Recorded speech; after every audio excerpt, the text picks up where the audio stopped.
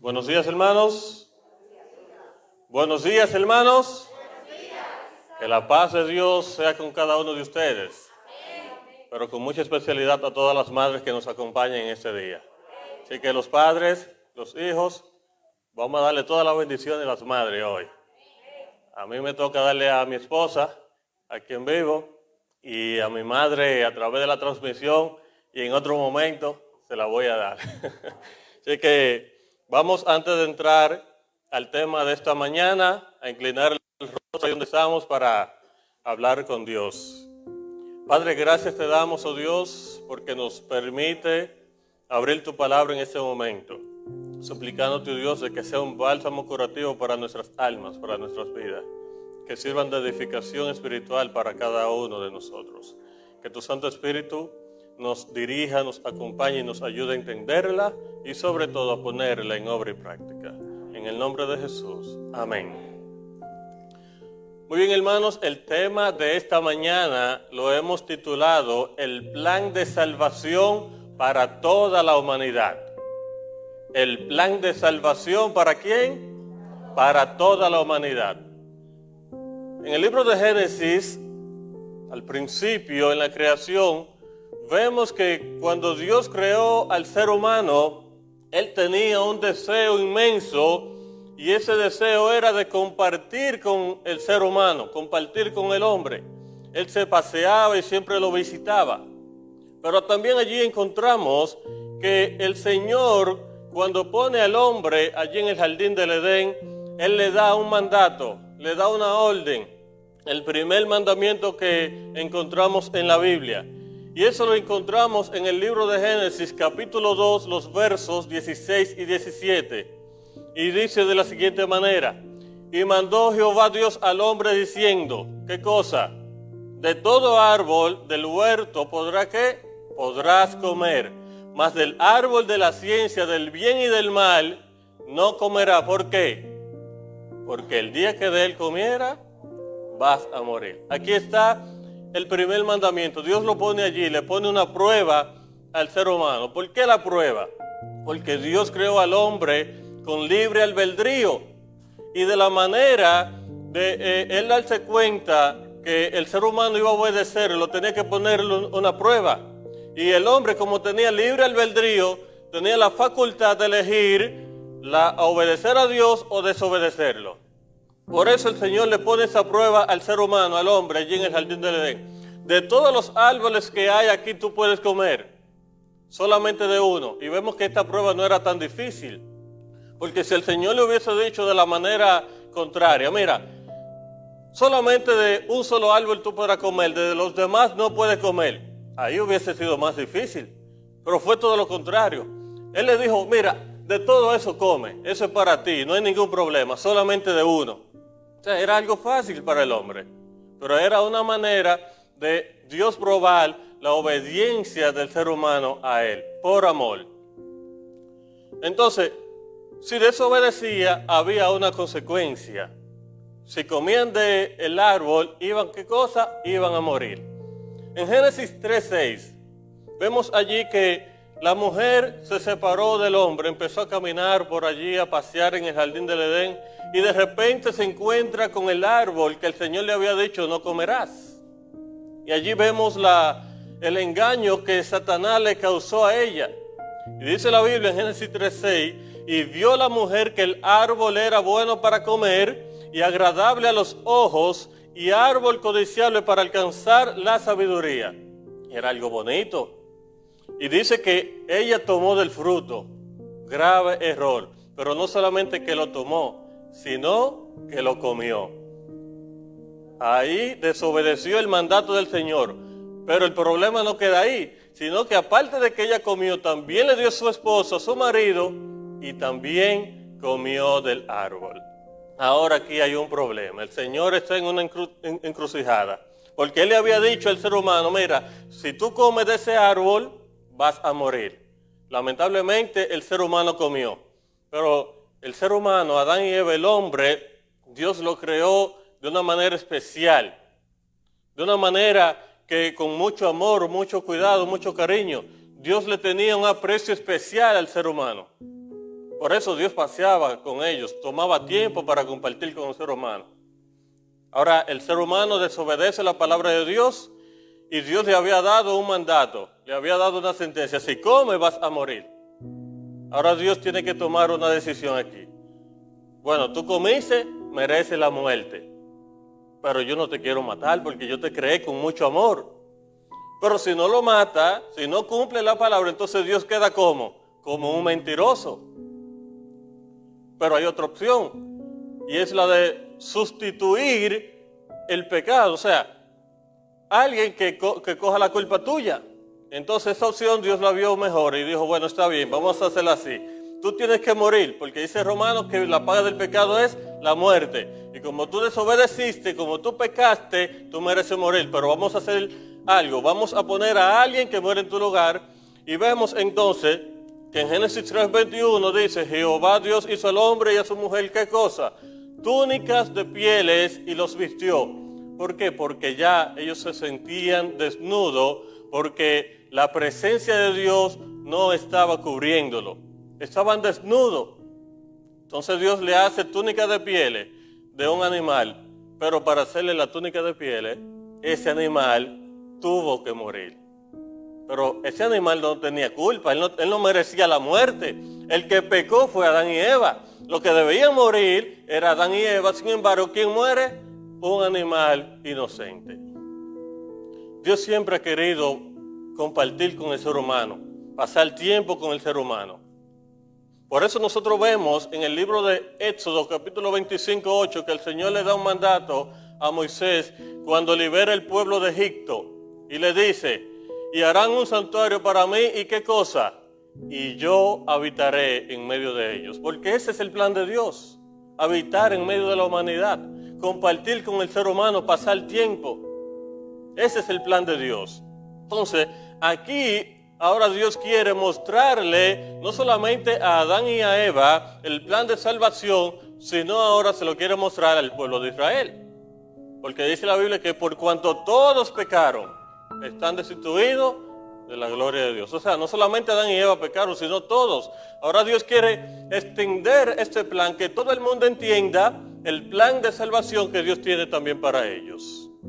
Por eso Dios le da el mandato a Moisés: mira, yo quiero que tú me hagas un santuario, un lugar allí donde podamos encontrarnos, donde yo pueda compartir con ustedes, donde yo pueda habitar en medio de ustedes.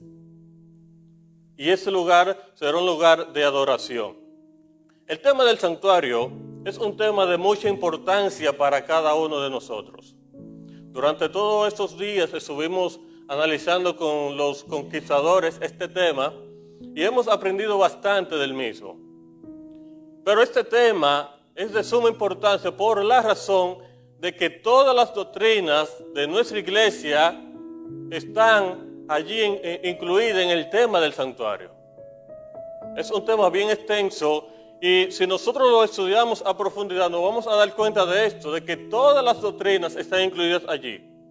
Pero la hermana de White, la sierva del Señor, también expresa en uno de sus escritos que el fundamento de nuestra fe es el tema del santuario.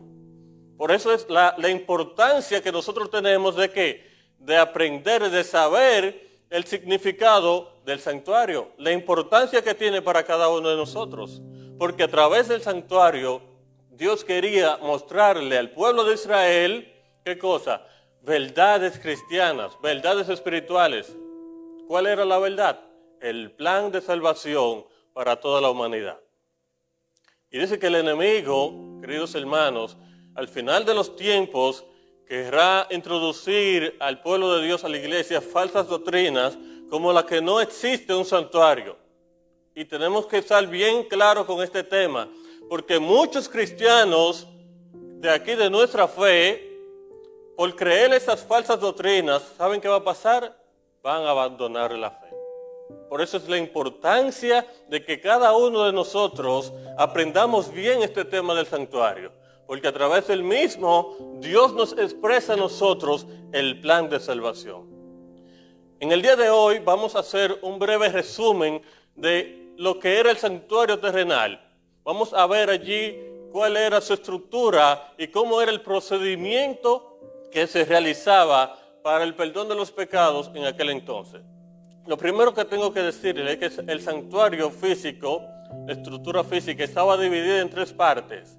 Era el atrio, que conocemos como el patio, luego estaba el salón, ¿verdad?, que estaba dividido en dos partes, el lugar santo y el lugar santísimo aquí adelante. Esa era la estructura física del santuario, pero había otra parte que aunque no estaba incluido en la parte física del santuario, pero es de suma importancia también y está muy relacionado con lo que es el santuario, y es donde estaban las personas que tenían la necesidad del perdón de sus pecados. Aquellas personas que se habían dado cuenta que habían fallado, que habían pecado, había un lugar donde ellos se reunían y ese lugar se llamaba el campamento. En aquel lugar se reunían esperando que llegara el momento para ellos realizar la ceremonia del sacrificio y recibir el perdón de los pecados. Ahora vamos a detallar un poquito qué había en cada una de las divisiones del santuario. Por ejemplo, en el atrio encontramos que habían dos muebles allí, en el atrio. El atrio era como el patio antes de entrar al templo, al lugar de reunión. Esos dos muebles que encontramos en el atrio, el primero era el altar del sacrificio. El altar del sacrificio, y un poquito más adelante encontramos lo que es el lavacro o la fuente de agua. La fuente de agua estaba después del altar del sacrificio, pero antes de la entrada al lugar de reunión. Luego, después que entramos al lugar santo, encontramos tres muebles. Encontramos primero a mano izquierda, de ustedes sería de este lado, el candelabro, ¿verdad? El candelabro, y al frente del candelabro, a mano derecha, quedaría la mesa de los panes de la proposición. Esos muebles, uno a la izquierda, otro a la derecha, y en el centro, aquí adelante, estaba el altar del incienso. Esos tres muebles estaban ahí, donde ustedes están, el lugar santo. El candelabro, allá al frente estaba la mesa de los panes, y aquí, en el centro, el altar de incienso. Pero ¿qué pasa? Que aquí había un velo, en esa parte, pero el velo no llegaba hasta el techo, sino que había un espacio que quedaba abierto. ¿Qué cosa? Cuando el sacerdote hacía la ceremonia, el incienso subía por el velo y cruzaba a este lado, por encima del velo. Aquí en esa parte del lugar santísimo, ¿verdad?, que estaba dividida por el velo, había lo que conocemos como el arca del pacto, que tenemos una representación aquí. Eso estaba aquí en el lugar santísimo, el único mueble que encontramos allí. En el lugar santo, tres muebles. En el atrio, dos muebles. Aquí arriba, en el lugar santísimo, encontramos un solo mueble, el arca del pacto. ¿Y qué había dentro del arca del pacto? Allí estaba la ley de Dios. Aparte de eso, estaba un recipiente, una vasija que contenía un poquito de maná. Y estaba la vara de Aarón, que reverdeció. La vara era como un bastón, algo así. Eso estaba dentro del arca del pacto. Entonces, esa era prácticamente la estructura del santuario. ¿Cómo era el procedimiento entonces? ¿Qué se realizaba? Lo primero venía la persona que había pecado, traía un corderito en el atrio, lo llevaba, ponía las manos en la cabeza del corderito y lo degollaba. Entonces el sacerdote tomaba parte de la sangre del corderito en una vasija, luego lo quemaba en el altar de sacrificio. Después de hacer este sacrificio, ¿qué hacía el sacerdote? Se lavaba las manos y los pies antes de entrar al lugar santo, porque si entraba al lugar santo sin haberse lavado las manos y los pies, podía morir. Por esa razón, cada vez que él hacía el sacrificio en el altar de sacrificio, luego se lavaba las manos y los pies y luego entraba al lugar santo. En el lugar santo, él procuraba de que las lámparas estuvieran como siempre encendidas, que no le faltara aceite. También procuraba de que los panes estuvieran siempre frescos y organizados. Cabe resaltar que la mesa de los panes de la proposición tenía una diferencia de los otros muebles. Tenía dos departamentos. un departamento superior donde estaban 2 pilas de panes, cada pila contenía 6 panes, o sea, por todo eran 12 panes, pero estaban divididos 6 y 6, y eso tiene un significado que vamos a ver más adelante. Pero en la parte inferior de la mesa tenía lo que eran cucharas, platos, vasos y tenía también jugo puro de uva. Y eso nos da a entender, nos recuerda a nosotros la ceremonia de la Santa Cena. Cuando nosotros realizamos la Santa Cena, nos lavamos los pies fuera, ¿verdad? Y también las manos, porque para lavarse los pies hay que mojarse las manos. Luego de eso nosotros participamos del vino y participamos del pan. Entonces, ese es un significado que encontramos en la mesa de los panes de la proposición. Cada departamento de eso tenía una coronilla. Me gustaría que recuerden esto, porque es de mucha importancia para lo que vamos a ver. Cada departamento de la mesa de los panes tenía una coronilla. Una cornisa, dice la Biblia, o sea, alrededor. Una en la parte de arriba y una en la parte de abajo. Entonces, el sacerdote procuraba de que eso estuviera en orden siempre, de que los panes estuvieran organizados. Todos los sábados, el sacerdote cambiaba esos panes ya viejos, se los podían comer ellos y ponían panes nuevos. Todos los sábados pasaba eso y lo organizaba. Luego de eso, el sacerdote venía aquí al altar del incienso con un poco de la sangre que le dije que tomó del corderito en el atrio, y parte de esa sangre la rociaba en el velo que estaba aquí de división, parte de la sangre.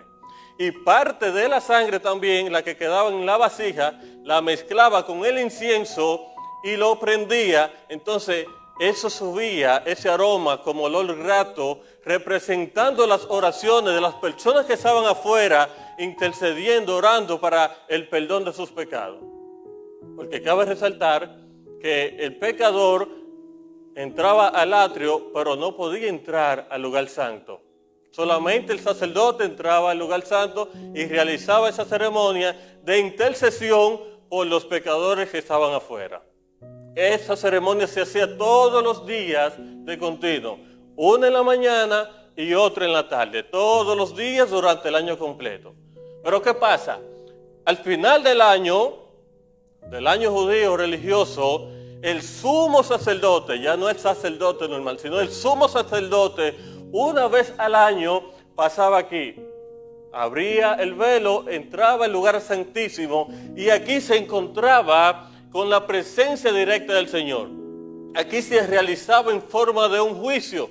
¿Por qué? Porque toda esa sangre que rociaban en el velo representaban los pecados de las personas que estaban afuera. Entonces el sumo sacerdote aquí, junto con el Señor directamente, hacían ese análisis de que si todos esos pecados, si cuando tú pediste perdón, si fue genuino o si fue falso, ellos hacían un análisis, hacían como en forma de un juicio. Eso se hacía una vez al año. Eso se llamaba la purificación del santuario, porque como todos los pecados estaban aquí adentro, tenían que limpiar el santuario, tenían que sacar todos esos pecados, y por eso se hacía una vez al año esa purificación, ese análisis. Entonces afuera habían 2 machos cabríos, que uno representaba al Señor y otro representaba ¿a quién? A Azazel. Entonces el que representaba a Azazel, simbólicamente el sumo sacerdote ponía sus manos en su cabeza, transfiriendo todos los pecados que habían en el templo a ese macho cabrío, y ese macho cabrío era enviado ¿a dónde? Al desierto, donde allí no había persona, donde no podía regresar y allí moría, y de esa manera el santuario quedaba purificado. Esa era la ceremonia que se realizaba, tanto todos los días como al final de cada año. Ahora, nos podemos preguntar nosotros, ¿qué tiene todo eso que ver con nosotros? Si el Señor le dio esa orden a Moisés, esos mandamientos eran para el pueblo de Israel, y nosotros realmente no pertenecemos al pueblo de Israel literal. Nosotros no pertenecemos. Vamos a estudiar en este momento de que lo que pasaba en el santuario terrenal, que era una copia exacta del santuario celestial, es el mismo proceso que se efectúa en el santuario celestial. Y que el mismo proceso de purificación, de santificación, se está realizando en el santuario celestial. ¿Para qué cosa? Para el perdón de toda la humanidad. Dios quería mostrarle al pueblo de Israel el plan de salvación, no solamente para el pueblo de Israel, sino para toda la humanidad. Entonces ahora vamos a analizar algunos textos que nos ayudarán a entender el proceso que se realizaba en el santuario terrenal, que ahora se está realizando en el santuario celestial. Por eso me gustaría que vayamos a el libro de Mateo 1:23, donde allí encontramos una promesa, una profecía que se vio primero en Isaías, donde dice que la Virgen concebirá y dará a luz un hijo. En Mateo, esta profecía se hace realidad. Y dice que el nombre de ese hijo, ¿cómo sería? Emmanuel. ¿Qué significa Emmanuel? Dios con nosotros. Dios vino a morar con nosotros. Lo que Él quiso hacer desde el principio con Adán y Eva, morar con Él. Luego lo que hizo con el pueblo de Israel, que Él quiso morar en medio de ellos, ahora se hace una realidad. La Virgen concebirá, dará a luz un hijo y llamará su nombre Emmanuel, que significa Dios con nosotros. Entonces allí vemos a Jesús, ¿a dónde? En el campamento, en el lugar donde están los pecadores, las personas que necesitan salvación. Allí vino Jesús, a este mundo. Este mundo representa el campamento. Ahora, ¿dónde vemos a Jesús en el atrio? Isaías 53, 5 y 7. Me gustaría que me ayuden con esa cita bíblica, si lo pueden proyectar en la pantalla. Isaías 53. Allí encontraremos a Jesús empezando su ministerio, los versos 5 al 7. Vamos a leerlo. Mas Él, ¿a quién se refiere? Cuando dice Él, a Jesús. ¿Qué pasó con Él? Herido fue por nuestras rebeliones, molido por nuestros pecados. El castigo de nuestra paz fue sobre Él, y por su llaga fuimos nosotros curados. Todos nosotros nos descarriamos como ovejas, cada cual se apartó por su camino. Mas Jehová cargó en Él el pecado ¿de quién? De todos nosotros. Angustiado Él y afligido, no abrió su boca. ¿Cómo qué? Como cordero fue llevado al matadero, y como oveja delante de sus trasquiladores. Enmudeció y no abrió su boca. ¿A dónde vemos a Jesús aquí? Lo vemos en el atrio, donde se hacía el sacrificio, donde el pecador llevaba el corderito para transferir el pecado de esa persona al corderito. Dice que Jesús llevó a la cruz en sus hombros los pecados de todos nosotros. Entonces vemos a Jesús en el atrio. Pero no solamente allí. En el libro de Apocalipsis también encontramos otro pasaje que nos ayuda a comprender más este tema. Apocalipsis capítulo 1, los versos 4 y 5 dice: Juan, a las 7 iglesias que están en Asia, gracia y paz a vosotros del que es y que era y que ha de venir, y de los 7 espíritus que están delante de su trono. Ahora viene la parte importante en el verso 5. Y de Jesucristo el testigo fiel, el primogénito de los muertos y el soberano de los reyes de la tierra, al que nos amó. En pasado es ese verbo, nos amó. ¿Y qué más dice? Y nos lavó de nuestros pecados, ¿con qué? Con su sangre. Allí vemos que Jesús está, primero murió por nuestros pecados y ahora nos lava con su santa sangre. Entonces Jesús está en el atrio, ¿verdad? Lo mismo que pasaba en el santuario terrenal, ahora lo está realizando Jesús. Luego vemos que cuando Jesús muere y resucita, ¿dónde Jesús va? Al cielo. ¿Pero a qué parte del cielo va Jesús? Vamos a ver en qué parte del cielo Jesús se dirigió cuando resucitó. Vamos ahí mismo en Apocalipsis capítulo 1, 12 y 13, a ver qué nos dice la palabra de Dios. Porque todo lo que nosotros hablamos es bueno basarlo en la palabra de Dios. Déjeme decirle algo antes de. Aquí vamos a estar, en el libro de Apocalipsis aparecen 3 series de 7. La primera serie es 7 iglesias, luego aparecen 7 sellos y luego aparecen 7 trompetas. En la primera serie de 7, que son las 7 iglesias, encontramos a Jesús. Vamos a ver dónde. Apocalipsis, capítulo 1, 2 y 13, vamos a ver qué nos dice. Y me volví para ver la voz que hablaba conmigo, y vuelto vi 7 candeleros de oro. ¿Qué está viendo aquí el apóstol Juan? 7 candeleros de oro. ¿Y qué había? ¿Dónde estaban los candeleros de oro? En el lugar santo. Recuerden que estaba a la izquierda. Cuando entraban de allá para acá, le quedaba ¿dónde? A mano izquierda, ¿verdad? Es bueno tener eso pendiente, a mano izquierda. Entonces ya se está presentando el candelero a mano izquierda. Y en medio de los 7 candeleros, ¿a quién? A uno semejante al Hijo del Hombre. ¿Quién es ese? Jesús. Y dice, vestido de una ropa que llegaba hasta los pies y ceñido por el pecho con un cinto de oro. Entonces aquí está Jesús, ¿dónde? En el candelero, en el candelabro. ¿Y qué está Jesús haciendo allí? Él está procurando de que esa lámpara, ese candelabro no se apague. ¿Y por qué tenía 7 brazos? Ese candelabro, representando las 7 iglesias. Y recuerden que cada una de esas lámparas llevaban aceite individual. O sea, esas lámparas, el número 7 representa plenitud, la plenitud del pueblo de Dios. Entonces allí vemos a Jesús en el candelabro procurando de que no se apaguen las lámparas, de que se mantengan siempre encendidas con suficiente aceite. ¿Recuerdan la historia, la parábola de las 10 vírgenes que tenían aceite y sus lámparas encendidas, las 10? Pero ¿qué pasa? Que 5 de ellas eran prudentes y 5 insensatas. Las 5 vírgenes prudentes, aparte de que tenían aceite en sus lámparas, tenían una vasija extra con aceite, cosa que las insensatas no lo tenían.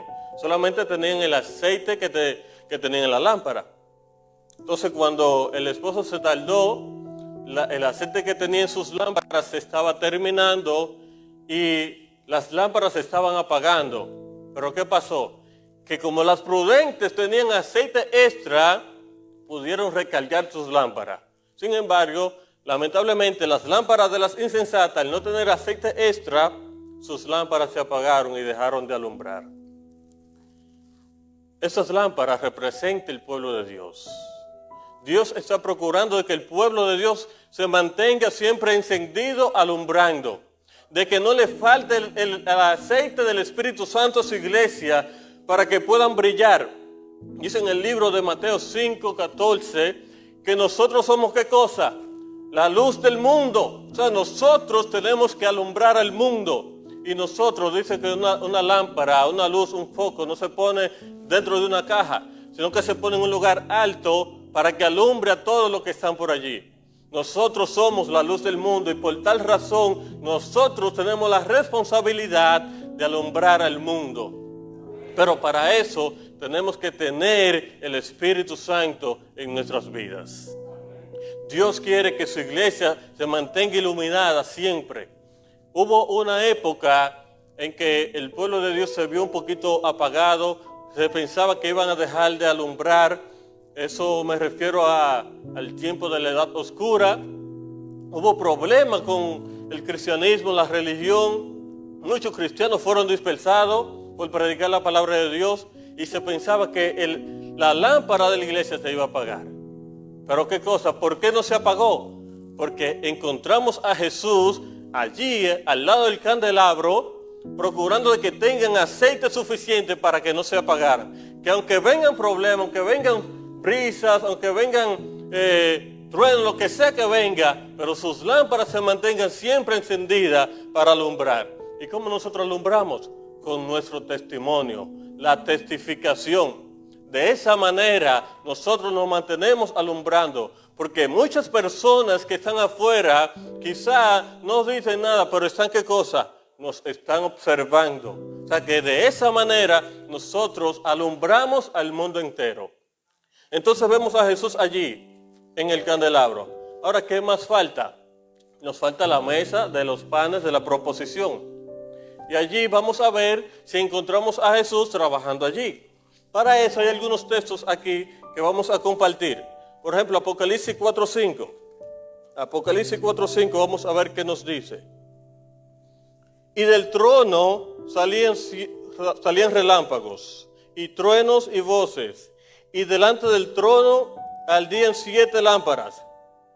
¿Qué ardían allí? 7 lámparas. ¿Dónde estaban esas 7 lámparas?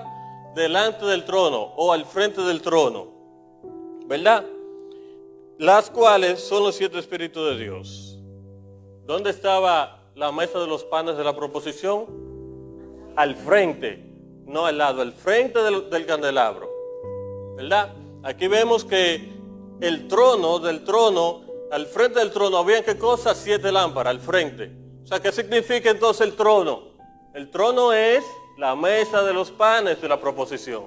Sigamos viendo más. Apocalipsis 3:21, a ver qué dice allí.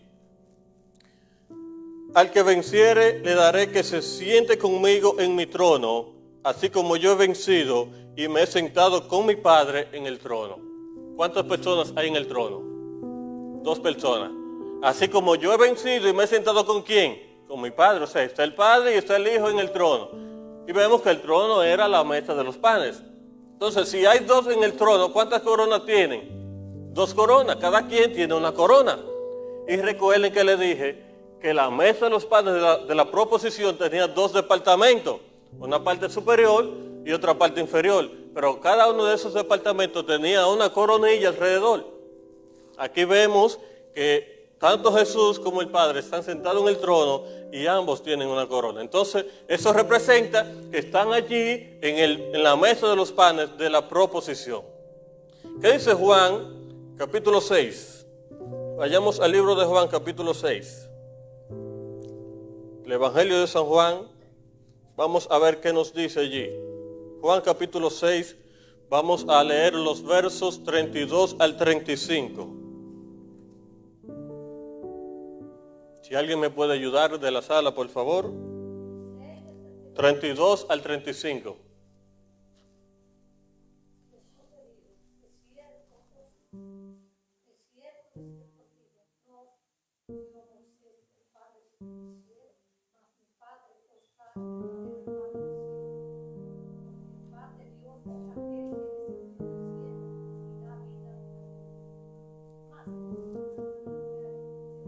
Sigue. Hasta el 35.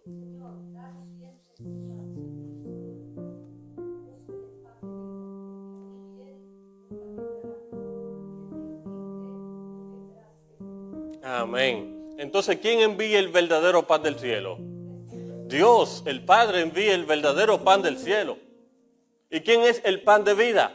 Jesús es el pan de vida. 2, vemos que el pan proviene de 2.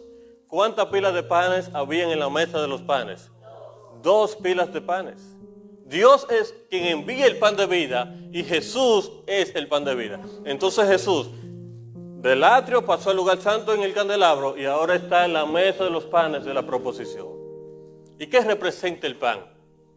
En Mateo 4:4, cuando encontramos la tentación de Jesús, en una ocasión Jesús le dijo al enemigo: no solo de pan vivirá el hombre, sino de toda palabra que sale de la boca de Dios. O sea, que el pan es la palabra de Dios. Entonces nosotros tenemos que comer el pan todos los días. Vimos que nosotros, la iglesia, el pueblo de Dios, es la lámpara, que tenemos que testificar, dar buen testimonio, buen ejemplo. Pero también vemos que tenemos que comer el pan de vida, que es la palabra de Dios. Todos los días nosotros debemos de alimentarnos con el pan de vida, que es su palabra. Entonces aquí vemos a Jesús trabajando tanto con el candelabro, que es la iglesia, como dándonos su palabra, que es el pan de vida. Pero hay otro texto que quiero enfatizar, que se encuentra en Apocalipsis 6. Apocalipsis 6, vamos allí a leer los textos 5 y 6. Dice: cuando abrió el tercer sello, aquí estamos en la serie de los sellos ahora, en el tercer sello, oí al tercer ser viviente que decía: ven y mira. Y miré. Y aquí un caballo negro, y el que lo montaba tenía una balanza en la mano. Una balanza es un peso, algo que sirve para pesar. ¿Qué más dice el verso 6? Y oí una voz de en medio de los 4 seres vivientes que decía: 2 libras de trigo por 1 denario y 6 libras de cebada por 1 denario, pero no dañes el aceite ni el vino. Aquí encontramos 2 palabras relacionadas con ¿qué cosa? Con pan, trigo y cebada. ¿Qué tiene esto que ver? ¿Cómo nosotros comprendemos esto? Dice que 2 libras de trigo por 1 denario. Según los historiadores antiguos, 1 denario era el salario de un día. O sea, supongamos, trayéndolo al tiempo nuestro, que nosotros ganamos $15 por 1 hora y que trabajamos 8 horas al día. Nos estaríamos ganando $120 al día. Entonces, con $120 en aquel entonces nosotros compramos 2 libras de trigo. ¿Qué significa eso? O el dinero no tenía ningún valor, ¿o qué? O el producto estaba en un precio muy alto. Y eso suele suceder, como lo podemos ver actualmente, con el combustible. El combustible está escaso, ¿y qué pasa cuando se escasea? El precio aumenta. Eso fue lo que pasó en los tiempos de Juan. Estaba escaso el trigo, la cebada, y por esa razón el precio aumentó 16 veces más de lo normal.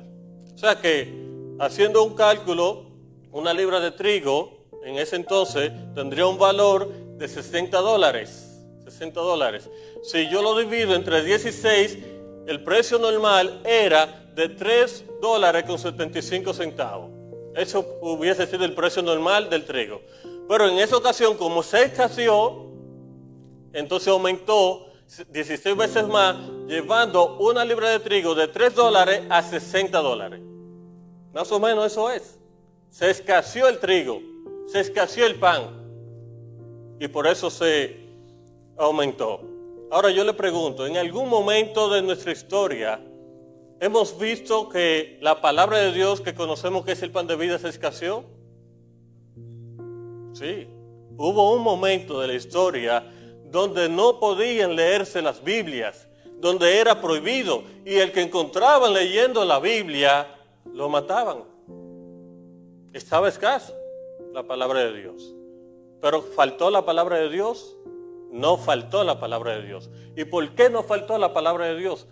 Porque Jesús estaba ministrando allí en la mesa de los padres de la proposición, con tal de que aunque se escaseara, pero que nunca faltara. Dios siempre está obrando a favor nuestro. Entonces vemos a Jesús en el candelabro, en la mesa de los panes de la proposición.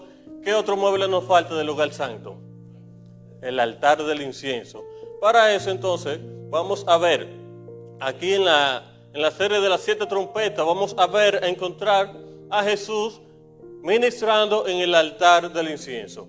Vamos a ver Apocalipsis 8, los versos 3 y 4. Apocalipsis 8, 3 y 4 dice: Otro ángel vino entonces y se paró ante el altar. ¿Con qué cosa? Con un incensario de oro. Y se le dio mucho incienso para añadirlo a las oraciones de todos los santos sobre el altar de oro que estaba delante del trono. Y de la mano del ángel subió a la presencia de Dios el humo del incienso. ¿Con qué cosa? Con las oraciones de los santos. Juan está viendo esta visión, se le está presentando a Juan lo que está pasando en el lugar santo, lo que está pasando en el santuario. Y ahora él ve que un ángel está donde aquí, en el altar del incienso, con un incensario, ministrando, representando las oraciones de los santos. Cuando el sacerdote estaba haciendo esta obra en el santuario terrenal, el pueblo estaba allá afuera. ¿Ustedes saben haciendo qué? Orando al Señor, clamando por sus pecados, pidiéndole perdón a Dios, implorando misericordia.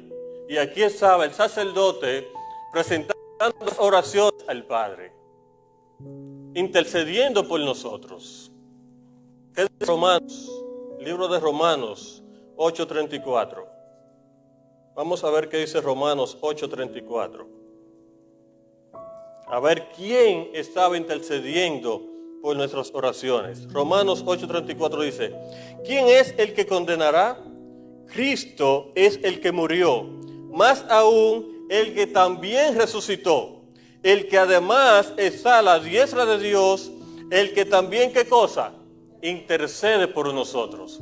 Entonces, ¿quién está en el lugar santo intercediendo por nosotros? Cristo Jesús. Entonces, en el lugar santo encontramos tres cosas que se podría definir como el triángulo de la santificación. ¿Cuáles esas tres cosas? La testificación, la palabra de Dios y las oraciones. Mientras Dios está intercediendo por nosotros en el lugar santo, en el santuario celestial, Él quiere que su pueblo aquí en la tierra se santifique a través de la testificación, de la palabra de Dios y de las oraciones. Por eso dice el apóstol Pablo, ¿qué cosa? Orad sin cesar. De esa manera nosotros nos mantenemos santificados. De esa manera nosotros vivimos una vida conforme a la vida de Dios. Testificando, estudiando su palabra diariamente y orando a Dios, manteniéndonos conectados con Dios. De esa manera nos santificamos. Ahora terminamos aquí en el lugar santo y pasamos al lugar santísimo. ¿Cómo así? Vamos a ver dónde encontramos a Jesús en el lugar santísimo. Para eso vamos al libro de Apocalipsis nuevamente. Apocalipsis es un libro interesante que aunque muchos de nosotros no lo entendemos a plenitud, pero habla mucho del tema del santuario. O sea que si nosotros comprendemos el tema del santuario, podríamos comprender mejor el libro de Apocalipsis. Entonces vayamos al capítulo 11 de Apocalipsis, los versos 16 al 19, a ver qué nos dice allí. Apocalipsis 11, 16 al 19, dice: y los 24 ancianos que estaban sentados delante de Dios en sus tronos, se postraron sobre sus rostros, ¿y qué cosa? Y adoraron a Dios, diciendo: te damos gracias, Señor, Dios Todopoderoso, el que eres y que eras y que has de venir, porque has tomado tu gran poder y has reinado. Dice el verso 18, y se iraron las naciones, y tu ira ha venido. Dice que ha venido tu ira, ¿y qué más ha venido?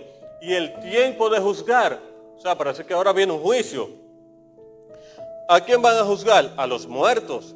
Y de dar el galardón a los que temen tu nombre, a los pequeños y a los grandes, y de destruir a los que destruyen la tierra. El verso 19.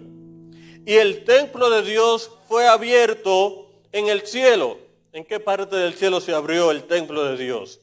Dice, y el arca del pacto se veía en el templo. ¿Y dónde estaba el arca del pacto? Aquí, en el lugar santísimo.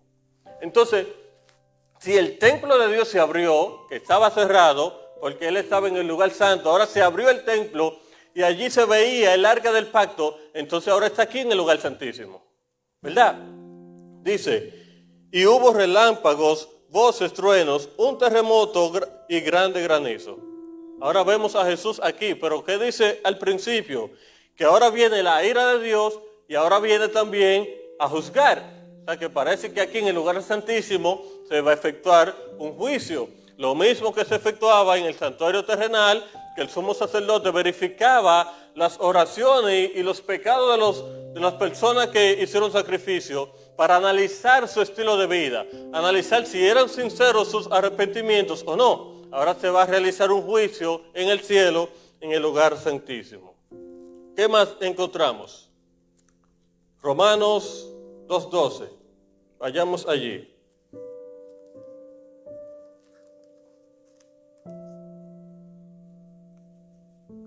Porque todos los que sin ley han pecado, sin ley también perecerán.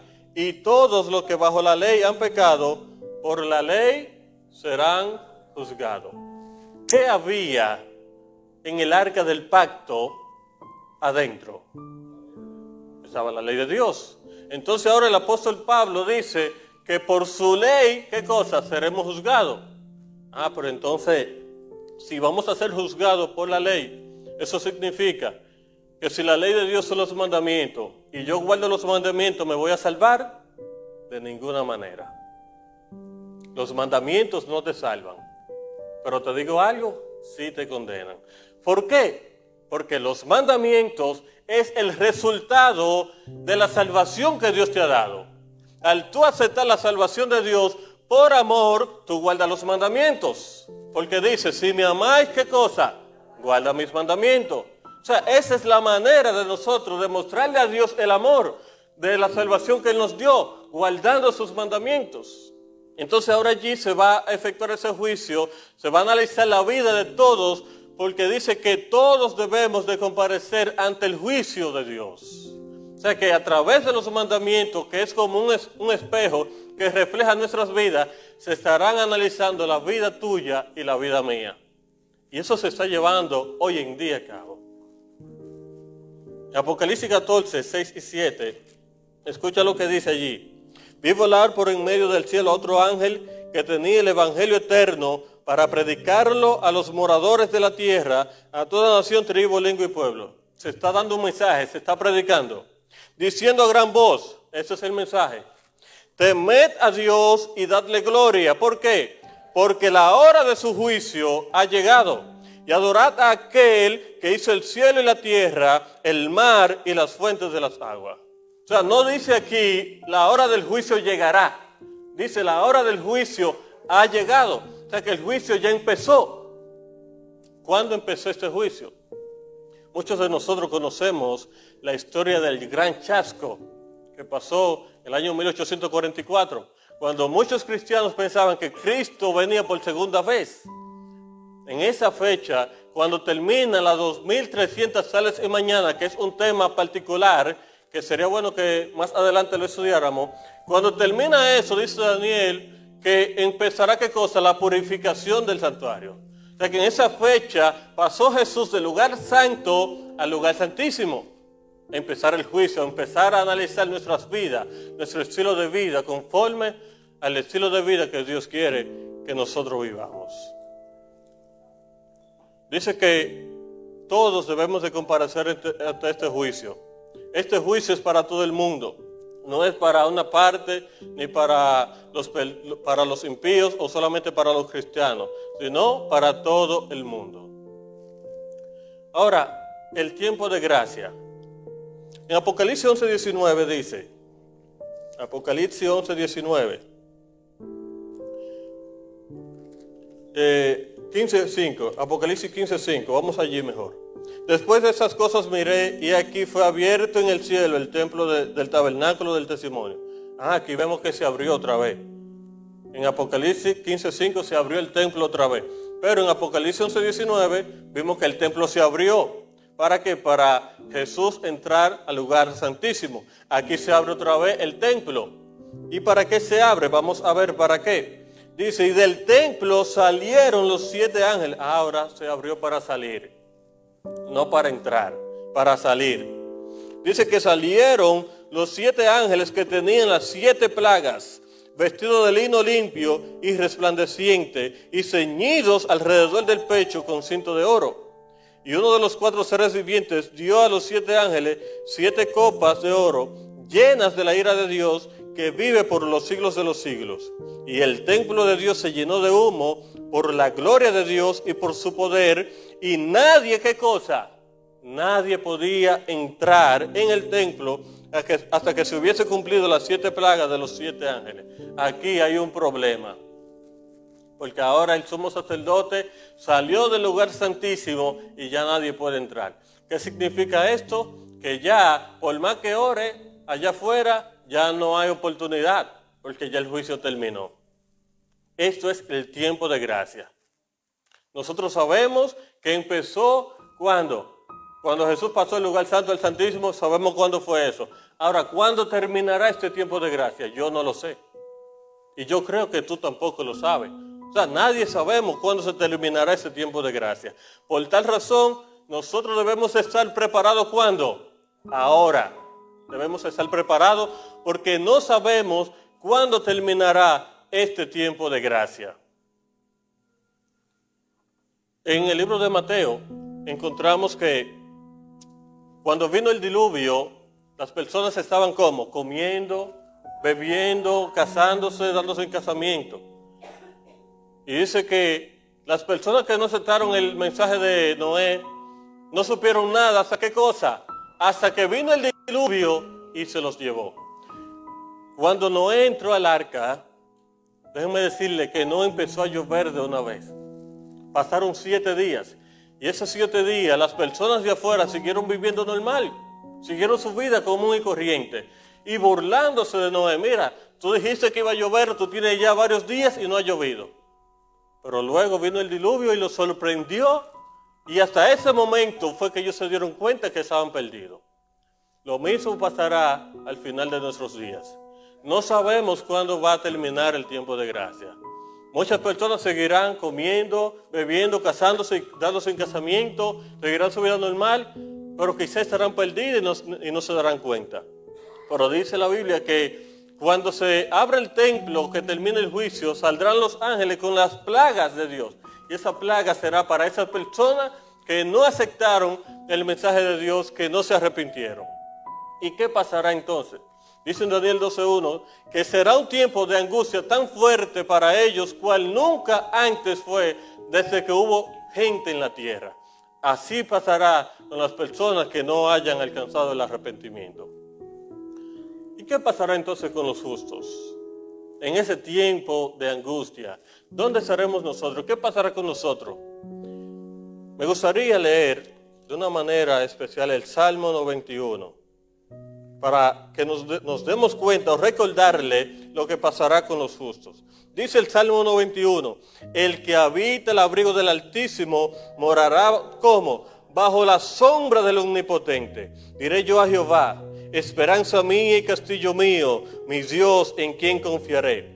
Él te librará del lazo del cazador, de la peste destructora. Con sus plumas te cubrirá y debajo de sus alas estarás seguro. Escudo y adarga es su verdad. No temerá a terror nocturno, ni saeta que vuela de día, ni pestilencia que anda en oscuridad, ni mortandad que en medio del día destruya. Caerán a tu lado 1000 y 10,000 a tu diestra, mas a ti no llegará. Los que habitan al abrigo del Altísimo. Por esa razón nosotros debemos de procurar estar bajo el abrigo del Altísimo, ¿verdad? Para poder adquirir, poder recibir esa protección al final de los días. Mientras Jesús está en el santuario celestial intercediendo por nosotros, Él quiere que nosotros sigamos su proceso, ¿verdad?, de santificación a través de la testificación, la palabra de Dios y la oración, pero aparte de eso, a través de la fe. Porque dice en Hebreos 4:16, acerquémonos pues, ¿cómo? Confiadamente al trono de la gracia para alcanzar misericordia y hallar gracia para el oportuno socorro. A través de la fe nosotros le damos seguimiento al proceso que se está llevando hoy en día a cabo a favor de cada uno de nosotros. Luego vimos que al final de la ceremonia mandaban al macho cabrío al desierto con todos los pecados que habían en el templo. Y en Apocalipsis 21:3 vemos que al final de todo esto, Satanás será atado por 1000 años y será enviado al abismo. Aquí no habrá nadie que engañar. La tierra quedará vacía, desolada, oscura. Y Satanás será atado por 1000 años. Lo mismo que pasó con el macho cabrío. Pero después de terminar toda esa ceremonia, el sumo sacerdote le daba una bendición al pueblo, que se encuentra en el libro de Números, capítulo 6, que dice, Dios te bendiga y te guarde, Dios haga resplandecer su rostro sobre ti y tenga misericordia. Esa era la bendición que el sumo sacerdote le daba al pueblo completo al final de la ceremonia. Para nosotros también hay una hermosa bendición al final de la historia y se encuentra en Apocalipsis 21. Apocalipsis 21. Allí encontramos la bendición que Dios tiene para cada uno de nosotros al final de la historia de este mundo. Apocalipsis 21 dice, vi un cielo nuevo y una tierra nueva, porque el primer cielo y la primera tierra pasaron y el mar ya no existía más. Y yo, Juan, vi la santa ciudad, la nueva Jerusalén, descender del cielo de Dios, dispuesta como una esposa ataviada para su marido. Y oí una gran voz del cielo que decía: He aquí el tabernáculo de Dios con los hombres, y Él morará con ellos, y ellos serán su pueblo, y Dios mismo estará con ellos como su Dios. Enjugará Dios toda lágrima de los ojos de ellos, y ya no habrá muerte, no habrá más llanto, ni clamor, ni dolor, porque las primeras cosas pasaron, he aquí todas son hechas nuevas. Esa es la bendición que Dios está preparando para cada uno de nosotros. Por esa razón Él está intercediendo por ti y por mí en el lugar santísimo, para que tú y yo alcancemos la salvación. Ahora la pregunta que surge es la siguiente: ¿dónde quieres estar tú en aquel gran día? ¿De qué lado tú quieres estar? ¿Quieres estar del lado de los perdidos, que van a recibir las plagas, que serán quemados con Satanás en el fuego eterno? ¿O quieres ser de ese gran pueblo que estará con Jesús, con palmas en las manos, con vestidos blancos, cantando Hosanna, gloria a Dios, diciéndole: la gloria y el poder son tuyos, porque tuya es la salvación? ¿Quieres tú seguir el proceso de salvación? ¿Quieres tú aceptar el sacrificio de Jesús que Él derramó en la cruz del Calvario por cada uno de nosotros? ¿Quieres tú lavar tu vida con la sangre del Cordero que Él derramó? Hay una manera que nosotros podemos demostrar públicamente que hemos aceptado el sacrificio de Jesús, y es a través del bautismo. A través del bautismo nosotros vivimos, somos nuevas criaturas en Cristo Jesús, y demostramos públicamente que hemos aceptado el sacrificio de Jesús. Jesús murió por cada uno de nosotros, entregó su vida por ti y por mí. Ahora está de nosotros si queremos aceptar ese sacrificio o no. No es obligatoriamente, pero todos debemos de comparecer ante ese juicio. Y sería bueno que cuando estén analizando mi vida, cuando estén analizando tu vida, entonces se ve allí en esa pantalla que a pesar de las dificultades y de los problemas, nuestra vida fue semejante a la vida de Jesús. Y que nosotros estemos en aquella lista de los salvados, que vamos a vivir por toda la eternidad con el Maestro, con Dios, porque ese es el plan de Él, morar con cada uno de nosotros. ¿Quieres tú aceptar ese sacrificio de Jesús? ¿Quieres aceptar la salvación que Él tiene para cada uno de nosotros? De ser así, me gustaría invitarte a ponerte en pie. Y que al estar en pie es una manera de decirle al Señor: yo acepto tu sacrificio, yo acepto la salvación que tú me regalas, yo quiero morar contigo por toda la eternidad. Vamos a pedirle que nos ayuden con el himno 289, que dice: ¿qué me puede dar perdón?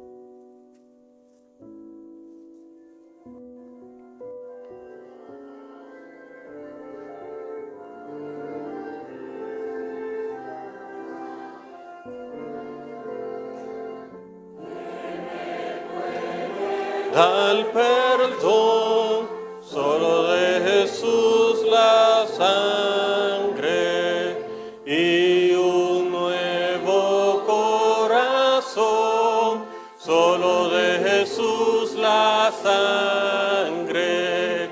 Precioso es el raudal que limpia todo mal, no hay otro manantial sino de Jesús la sangre. Rescate eficaz, solo de Jesús la sangre, trajo santidad y paz, solo de Jesús la sangre. Precioso es el raudal que limpia todo mal, no hay otro manantial sino de Jesús la sangre. Estaré junto a sus pies, solo de Jesús la sangre.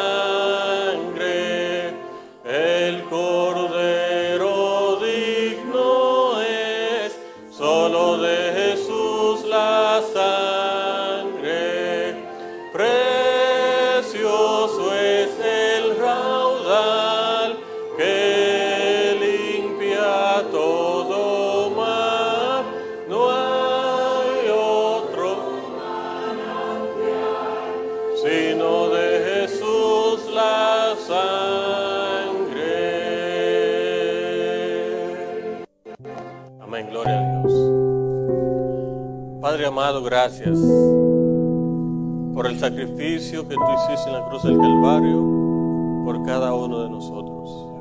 Gracias por limpiarnos con tu sangre bendita de todos nuestros pecados. Ahora, como fue un sacrificio, algo sustitutivo, tú decidiste tomar nuestros pecados, dándonos la responsabilidad de que ahora debemos de vivir tu vida aquí en la tierra.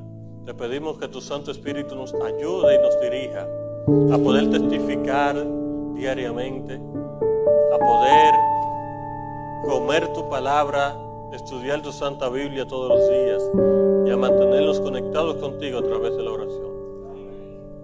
Si hay alguien, oh Dios, de las personas presentes que aún no se han bautizado, pero quieren muy pronto tomar la decisión públicamente, decir: yo acepto tu sacrificio, ayúdalo, Dios, trabaja con ellos, ayúdale a firmar su decisión, ayúdalo a mantenerse firme en tu camino.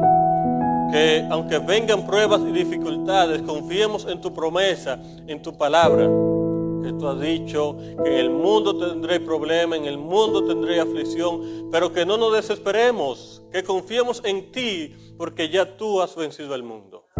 Dirígenos, oh Dios, a cada uno de nosotros, ayúdanos a mantenernos firmes, y que en aquel día glorioso, cuando tú vengas por segunda vez, podamos todos reunidos decir: este es nuestro Dios, le hemos esperado y Él nos salvará. Ese plan, oh Dios, de salvación que tú nos brindaste, que tenga valor en nuestras vidas, que no sea en vano para nosotros, sino que todos juntos podamos morar contigo como es tu deseo por toda la eternidad. Al salir de este lugar jamás de tu presencia, imploramos que tu Santo Espíritu nos acompañe y nos dirija. Esto te lo pedimos en el nombre del Padre, del Hijo y del Espíritu Santo. Amén y amén. Que Dios te bendiga.